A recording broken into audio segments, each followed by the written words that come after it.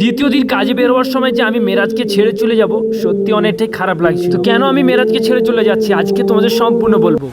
দেখো, দ্বিতীয় দিন আমি কাজে বেরোবার সময় কিন্তু আমাকে অন্য সাইডে পাঠিয়ে দেওয়া হয়। তার জন্য কিন্তু আমি মেরাজকে আলবিদা জানিয়ে কিন্তু আমরা আমাদের কাজে চলে যাব। তো ওদেরও কিন্তু টোটো চলে এসেছে, ওরাও কিন্তু কাজে যাবে।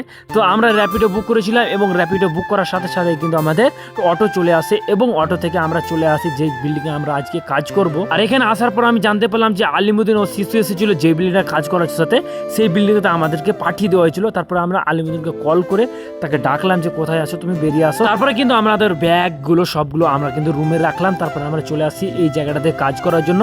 তো তোমরা দেখতে পাচ্ছ এখানে কিন্তু যতগুলো টিন রয়েছে আমরা খুলবো, আর তার সাথে সাথে আমরা এই ছাদটা কিন্তু ভেঙে দিয়েছি। তোমাদেরকে বলাই হয়নি যে আমি ভিডিও করতে একটু লেটই হয়ে যাচ্ছে, কি বলবো, তোমাদের কাজের এতটা চাপ। তো এই ছাদটা দেখতে পাচ্ছ, এই ছাদটা কিন্তু আমরা আজকে ভাঙবো।